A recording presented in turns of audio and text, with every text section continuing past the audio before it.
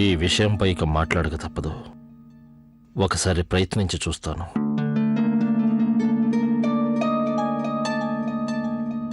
కౌసల్య, అరే ప్రతిసారి ఇలా నాతో మొహం చాటేస్తున్నావెందుకు? కౌసల్యాదేవి, నీతోనే నేను మాట్లాడుతుంది. నోరు తెరిచి కొంచెం జవాబిస్తే మంచిది.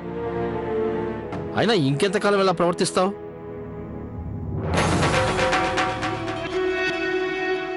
యాండి, నా ఈ ప్రవర్తనలో ఎలాంటి తప్పు లేదనుకుంటా. నేనిప్పుడు చేస్తున్న పని సరిగ్గానే చేస్తున్నానా? మీ ప్రశ్నకు జవాబు దొరికినట్లయితే ఇక నా మిగతా పనులు చూసుకోనా? చూడు కౌసల్యాదేవి, ఎన్నో సంవత్సరాలుగా నువ్వు మీ కొడుకుల మీద కోడళ్ల మీద పెత్తనం చెలాయించావు. ఆ విషయాన్ని నేను తప్పుపట్టడం లేదు. అంతా మంచి చేసావు నువ్వు. కానీ ఇప్పుడు నీ పిల్లలు ఉన్నారు చూసావా, వాళ్ళు పెద్దవాళ్ళు అయ్యారు. వాళ్ళు బాధ్యతలు తెలుసుకున్నారు, అనుభవం తెచ్చుకున్నారు. అందువల్ల కొన్ని నిర్ణయాలు తీసుకునే హక్కు వాళ్ళకుంది. ఆ మాత్రం నిజమేనండి, నేను ఒప్పుకుంటున్నాను. నేను నా కొడుకులు కోడళ్లపై పెత్తనం చెలాయించాను. అదే ఎందుకంటే మిగతా ఇళ్లలో లాగా మన ఇంట్లో వాళ్ళందరూ కూడా అన్నా తమ్ముళ్ళు పరాయి వాళ్ళలా మారకూడదని. దాన్ని అదునుగా చేసుకొని ఇంటికొచ్చిన కోడళ్ళు మమతల బదులు ద్వేషాన్ని పెంచకుండా ఉండాలని. గౌరీ అక్క,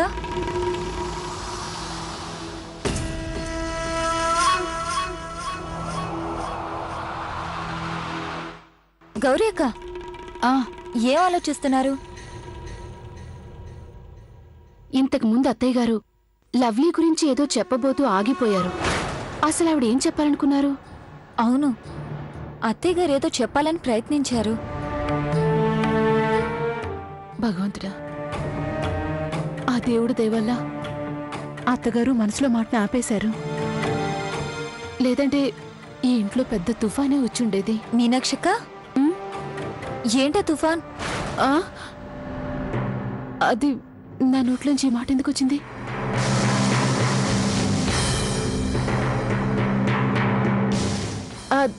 అది నేననేది ఏంటంటే, అదే మీ అందరిలాగే నాకు కూడా మనసు విలవిల్లాడిపోతోంది. ఎంత ఆలోచించినా సరే ఇప్పుడున్న పరిస్థితిని ఎలా సరిదిద్దాలో తెలియట్లేదు. చూడండి, మనలో మనమే ఇలా ఏదేదో ఊహించుకోవడం కన్నా అత్తగారిని విషయం అడగటమే కరెక్ట్. అసలు ఆవిడ లవ్లీ గురించి చెప్పబోతూ ఎందుకు ఆగిపోయారు? అవునక్క, అలా చేయడమే కరెక్ట్. అవునక్క, మీరే వెళ్ళి మాట్లాడండి. అలాగే, విషయం ఏంటో నేనే కనుక్కుంటాను. వెళ్ళండి, వెళ్ళి తెలుసుకోండి.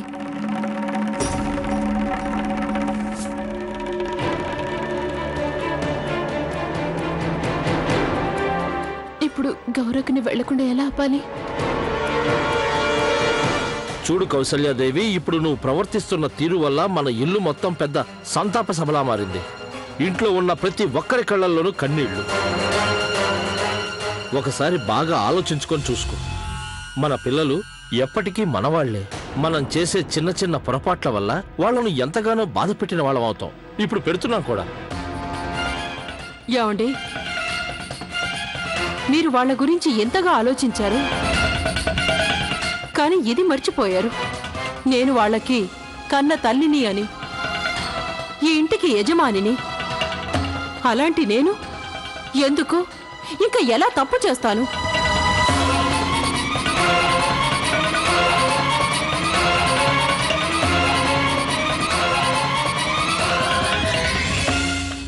ముందేమో ఆ లవ్లీ నా బిడ్డని నా నుంచి దూరం చేసింది.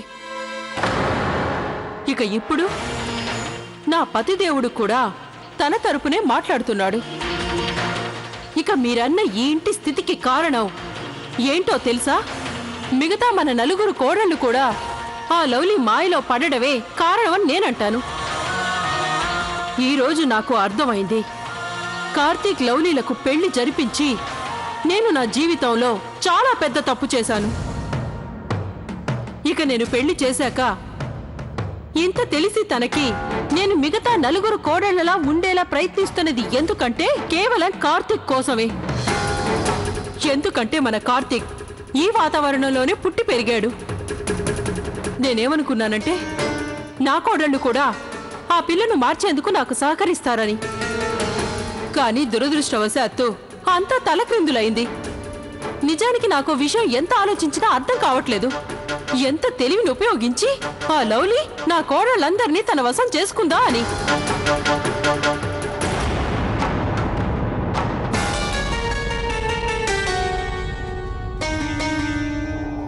పైన మన అబ్బాయి కార్తీక్ ఎలాంటి అమ్మాయి వల్లో పడ్డాడంటే తన నడత, ఆచారాలు, వ్యవహారాలు, పద్ధతులు అన్నీ కూడా మనకు పూర్తిగా వ్యతిరేకం. నా మాటల్లో చెప్పాలంటే తనకి వ్యక్తిత్వమే లేదు. తను కావాలనుకున్న దానికోసం ఎలాంటి ఎత్తునైనా వేస్తుంది. అన్నిటికంటే నేను ద్వేషించేది తను పెద్ద అబద్ధాలు కోరని. మీకంతా తెలుసు కదండి, నేను కేవలం కార్తీక్ కోసమే ఇదంతా చేశానని.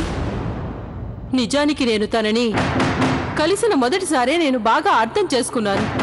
తన వల్ల మర్యాద పోతుందని. చూడు కౌసల్యాదేవి, ఇవన్నీ జరిగిపోయినవి, మర్చిపోవాలి మనం. అవునండి, ఆ గతమే నన్ను ఇంకా వదిలిపెట్టడం లేదు.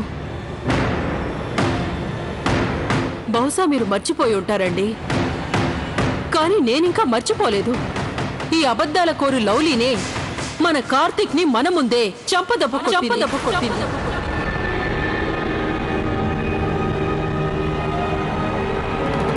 అయినా కూడా వాళ్ళిద్దరి మధ్య ఎలా ప్రేమ పుట్టిందో దీన్ని ప్రేమంటారా అండి?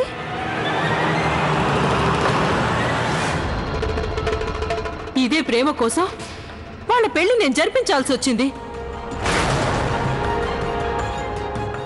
ఇప్పుడు నాకు పూర్తిగా అర్థమైంది. ఖచ్చితంగా కార్తీక్ తనని ఎత్తుకెళ్ళుండడు. ఇంకా తన ప్రతి అడుగుని గమనించిన నాకు తనే ఖచ్చితంగా మన అబ్బాయి కార్తీక్ ని మాయ చేసి ఎత్తుకెళ్ళి తను పెళ్లి చేసుకుందాం అనుకుంది. ఏమండి, నేను ప్రతి క్షణం ఒకటే ఆలోచిస్తూ భయపడుతున్నాను. మనకు తెలిసిన నిజం మన మిగతా నలుగురు కోడళ్ళకి తెలిసిపోతే, మనకు తెలిసి ఇలాంటి అబద్ధాల కోరు లవ్లీతో కార్తీక్ పెళ్లి జరిపించామని ఏ పిల్ల అయితే కార్తీక్ ని చెంపదెబ్బ కొట్టి వాణ్ణొక్కడే కాక మన కుటుంబం మొత్తాన్ని అవమానించింది.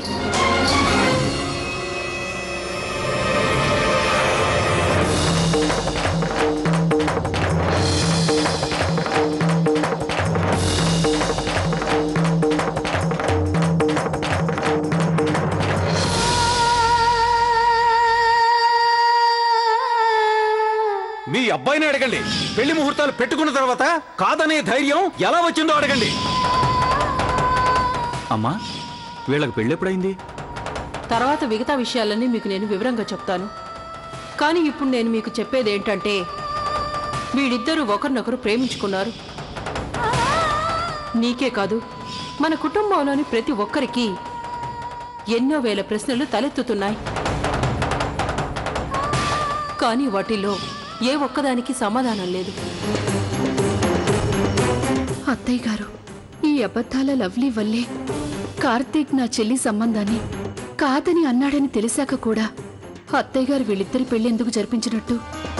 వీళ్ళిద్దరి పెళ్లి వల్లే నా పుట్టింటి వాళ్లతో నా బంధం తెగిపోయింది. నా చెవులతో నేనే స్వయంగా విన్నా ఇది నమ్మలేకపోతున్నాను. ఈ రోజు మనం మాట్లాడక తప్పదా? అది అవును, మీరంతా కలిసి మాట్లాడితే అత్తయ్య గారు జవాబు ఇవ్వచ్చు. అయితే అలాగే చేద్దాం. అత్తయ్య గారు కిందకు వస్తారు కదా, అందరం కలిసే మాట్లాడదాం. అదే కరెక్ట్.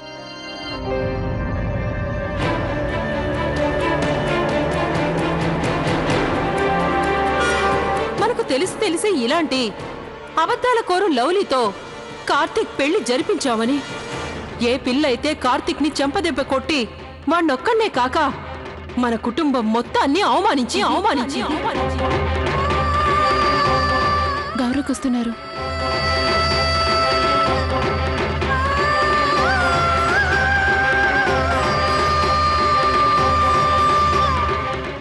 గౌరక్క, మీరు అత్తయ్యతో మాట్లాడారా?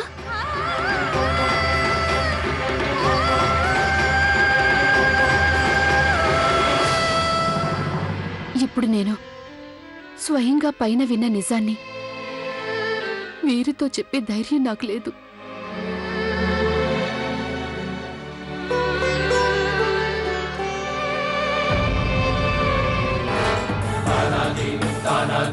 అదిగోండి అమ్మగారు వస్తున్నారు.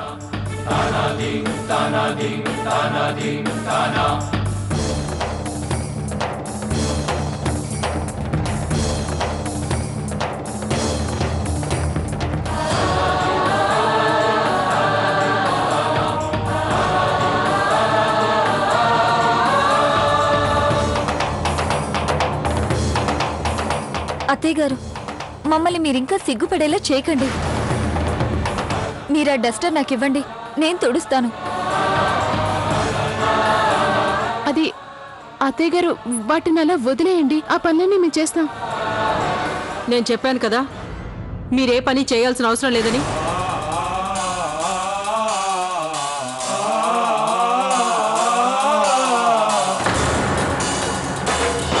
మీరు అత్తయ్య గారిని ఇబ్బంది పెట్టకండి.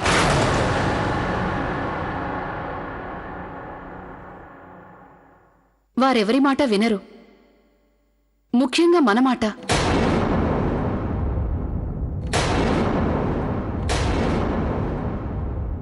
ఎందుకంటే అత్తయ్య గారి నియమాలన్నీ మన కోసమే, లవ్లీ కోసం కాదు.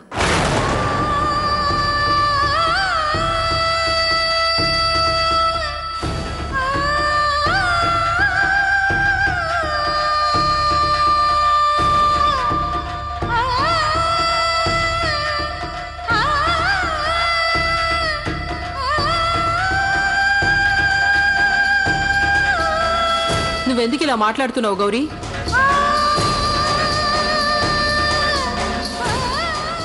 నీకు చాలా బాగా తెలుసు నేను నా కోడళ్లలో ఎలాంటి భేదభావాలు చూపించనని.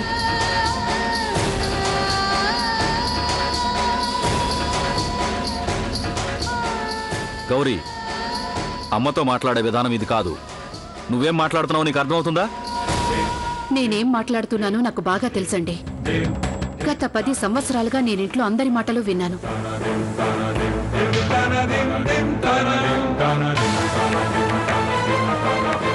అత్తయ్య గారి ప్రతి మాట. అందుకని ఈరోజు మా అన్ని ప్రశ్నలకు సమాధానం తెలుసుకోవటం అందరికీ మంచిది.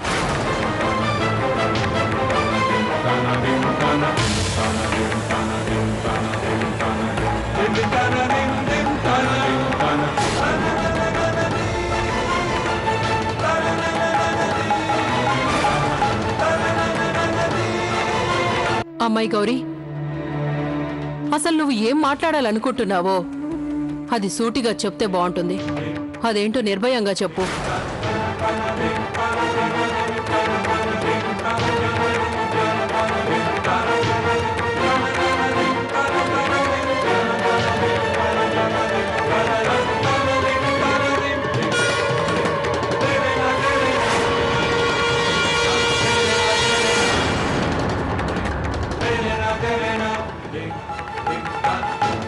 అత్తయ్య గారు, మీరెప్పుడూ మీ కోడళ్లని కూతుళ్లాగే చూసుకున్నారు. మీ సంస్కారంతో నియమాలతో వాళ్ళని చక్కదిద్దారు. అలాగే మేము స్వీకరించాం కూడా.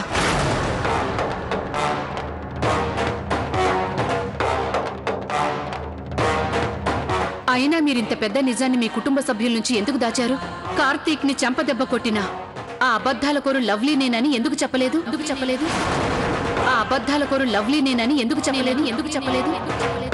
ఆ అబద్ధాల కోరు లవ్లీ నేనని ఎందుకు చెప్పలేదు?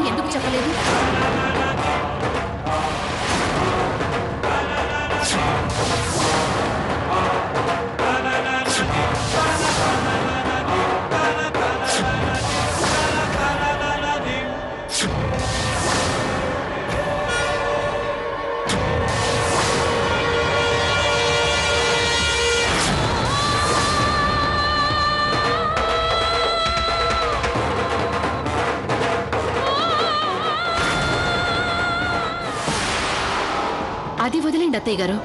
మాలో ఎవరికీ చెప్పలేదు. మాలో ఎవరిని అడగకుండా ఎవరికీ చెప్పకుండా లవ్లీతో కార్తీక్ పెళ్లి ఎందుకు జరిపించారు? చెప్పండి అత్తయ్య.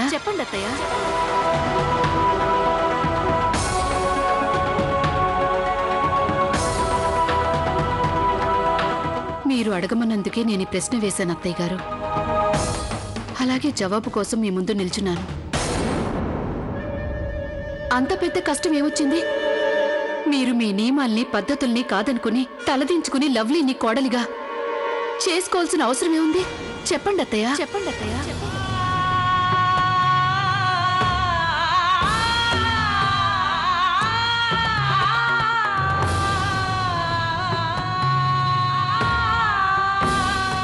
అత్తయ్య గారు, మీరే కదా నిర్ణయించుకున్నారు మీ 5వ అబ్బాయి కార్తీక్ కోసం సుగుణాల రాశిని కోడలిగా తీసుకురావాలని. అలాంటి మీరు లవ్లీని 5వ కోడలిగా ఎందుకు స్వీకరించినట్టు?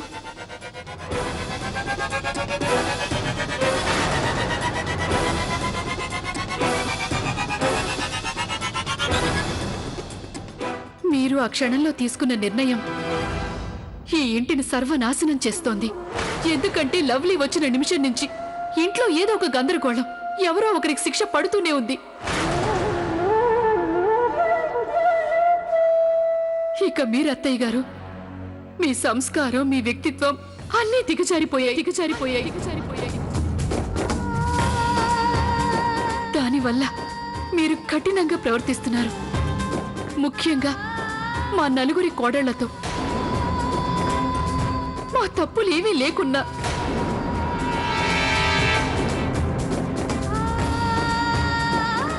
ఎంతవరకంటే అత్తయ్య గారు, మీరు పసిపిల్లల్ని కూడా వదిలిపెట్టడం లేదు.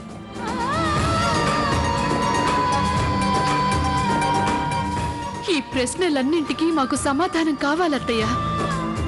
ఎందుకు ఇలా చేశారు మీరు?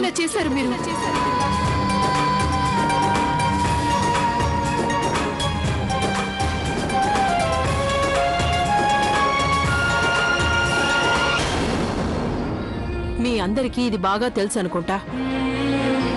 మన ఇంట్లో ఏ ఒక్కరిని కూడా ఇబ్బంది పెట్టాలనే ఆలోచన నాకు రాదని, నా నియమాలు పద్ధతుల్ని ఏనాడు నేను దాటిపోనని.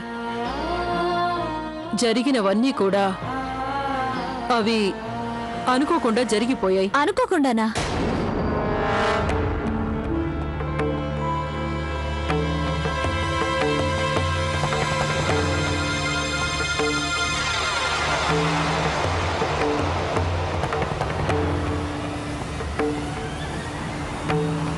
అత్తయ్య గారు, మీరింత పెద్ద నిర్ణయాన్ని అనుకోకుండా ఎలా తీసుకుంటారు? అత్తయ్య, మీకు బాగా తెలుసు మా అందరికీ మీరే ఆదర్శమని. అత్తయ్య గారు, మీరు నా విషయంలో ఏమాత్రం సర్దుకుపోలేదు. అది కూడా పొరపాటుగా. నా దగ్గర కేవలం 500 రూపాయల లెక్క తగ్గిందని.